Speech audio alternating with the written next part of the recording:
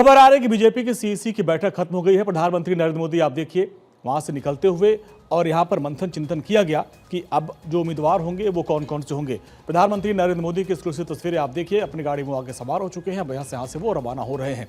इसके पहले एक मैराथन बैठक हुई सीईसी की और उस बैठक के बाद अब प्रधानमंत्री बाहर निकले। लगभग 3 घंटे तक ये बैठक चली और आप देखिए गृहमंत्री अमित शाह उनको यहाँ पर छोड़ने आए हैं और अब यहाँ से प्रधानमंत्री नरेंद्र मोदी निकल रहे हैं।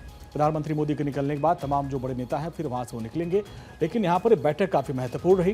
पहले अपने सहयोगियों के साथ सीट शेयरिंग पर बातचीत हुई, अब जो है सीईसी की बैठक और जिसकी तस्वीर आप देखिए प्रधानमंत्री नरेंद्र मोदी अब जो है वहाँ से रवाना हो रहे हैं।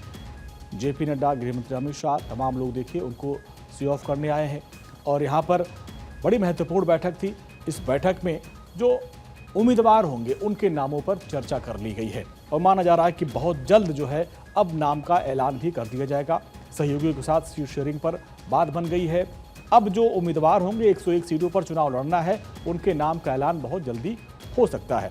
लंबी मैराथन बैठक हुई और हालांकि उसको लेकर रणनीति बहुत पहले से तैयार हो चुकी थी।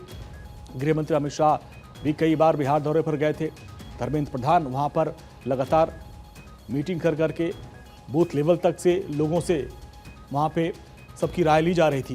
लेकिन उसके बाद वो जो रिपोर्ट आई उसके आधार पर अब यहाँ पर ये मैराथन बैठक हुई। लगभग 3 घंटे से अधिक ये बैठक चली और इस बैठक में बिहार बीजेपी के तमाम बड़े नेता और जो बड़े नेता बीजेपी के हैं वो पहुँचे थे, जिसमें प्रधानमंत्री नरेंद्र मोदी को आप देख सकते हैं वो यहाँ से निकल रहे हैं। गृहमंत्री अमित शाह, बीजेपी के राष्ट्रीय अध्यक्ष जेपी नड्डा, राजनाथ सिंह, धर्मेंद्र प्रधान, सर्बानंद सोनोवाल, तमाम जो बड़े नेता थे वो इस बैठक में मौजूद रहे और 3 घंटे तक चिंतन मंथन किया गया।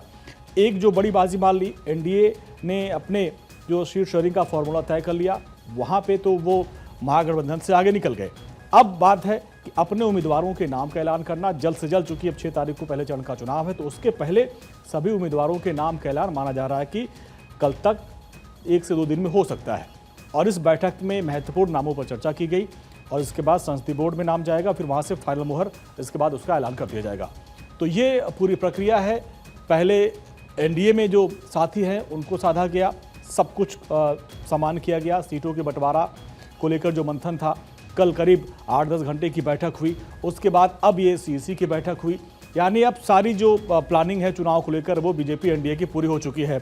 गौरव मिश्रा हमारे साथ, हमारे संवाददाता। गौरव, लगातार आप इस मीटिंग पर नजर बनाए हुए थे, 3 घंटे से ऊपर बैठक हुई है, क्या क्षण की बातें सामने आ रही, क्योंकि हम देख रहे हैं प्रधानमंत्री रवाना हो चुके हैं? बिल्कुल, देखिए अब से थोड़ी देर पहले प्रधानमंत्री नरेंद्र मोदी भारतीय जनता पार्टी केंद्रीय कार्यालय से रवाना हुए हैं और अब गृह मंत्री अमित शाह निकलने वाले हैं और उसके बाद जेपी नड्डा जो कि भारतीय जनता पार्टी के राष्ट्रीय अध्यक्ष हैं वो भी निकलने वाले हैं। दूसरा, अगर बात करें तो पूरे बैठक को आप देखिए, क्योंकि बीजेपी केंद्रीय चुनाव समिति की ये बैठक शाम को 6 बजे, 6:15 बजे शुरू होती है और रात के तकरीबन 9:30 बजे तक ये बैठक चलती है। बैठक में सबसे पहले केंद्रीय चुनाव समिति की जब बैठक हुई तो जितने भी खास करके वो 100 सीटें जिन पर साफ तौर पे आज चर्चा हुई है और उन 100 सीटों पर फिलहाल मेरे सोर्सेज बता रहे हैं कि नामों पर भी सहमति बन गई है।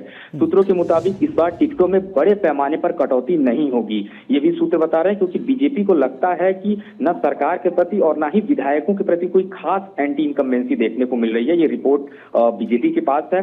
विधायकों के प्रति कोई खास अगर इस तरीके की लामबंदी नहीं है तो आप ये मान के चलिए कि इस बार ज्यादा टिकटें नहीं कटेंगी, ये भी स्पष्ट तौर पर जानकारी निकल करके आ रही है।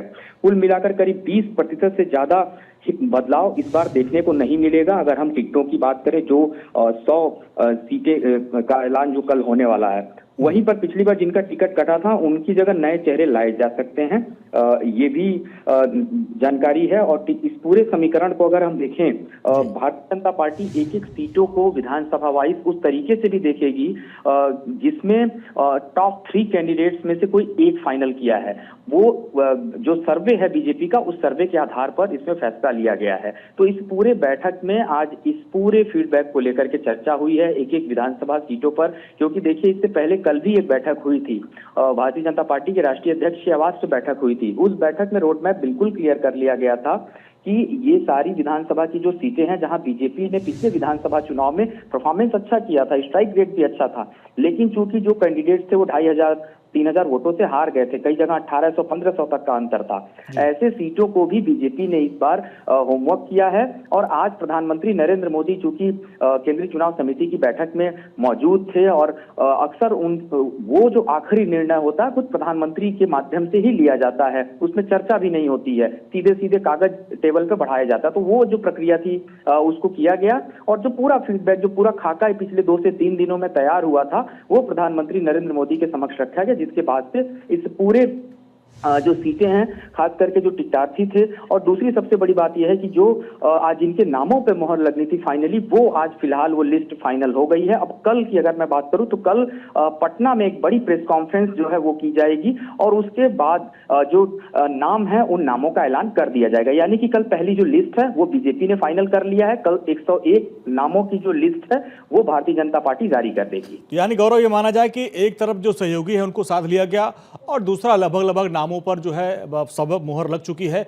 ऐलान होना, औपचारिक ऐलान होना उसका बाकी है। यानी कम से कम इस मामले में महागठबंधन से बीजेपी एनडीए आगे निकल गया निश्चित तौर पे। और ये देखिए एक कड़ा संदेश की उन लोगों के लिए है, खास करके अगर हम इंडी गठबंधन की बात करें तो इंडी गठबंधन पिछले दिनों उसको इस तरीके से मैसेज था कि निश्चित तौर पे खास करके चिराग पासवान जब बार्गेन कर रहे थे, उपेंद्र कुशवाहा बार्गेन कर रहे थे, जीतन राम मांझी बार्गेन कर रहे थे, तो इंडी गठबंधन ये मान के चल रहा था कि सीट बंटवारे में जो सीट शेयरिंग का फॉर्मूला है वो एनडीए तय नहीं कर पा रहा है। लेकिन एनडीए ने पिछले 3 दिनों में जिस तरीके से अपने सभी सहयोगियों को साधा, उनके साथ बैठे, बातचीत हुई और आप देखिए जब शाम आज बीजेपी मुख्यालय में केंद्रीय चुनाव समिति की बैठक शुरू हुई, उधर पटना से जीतन राम मांझी ने साफ तौर पर स्वागत किया जब सीटें बांटी गई और सभी को जो सीटें वितरित की गई। तो इससे साफ स्पष्ट नजर आता है कि इसमें गृह मंत्री अमित शाह ने जिस तरीके से सभी से बातचीत किया और उसके बाद सीट शेयरिंग का फॉर्मूला जब ये सबके सामने आया, सबने इसका स्वागत किया और उसी के बाद आज केंद्रीय चुनाव समिति की जब ये बैठक हुई है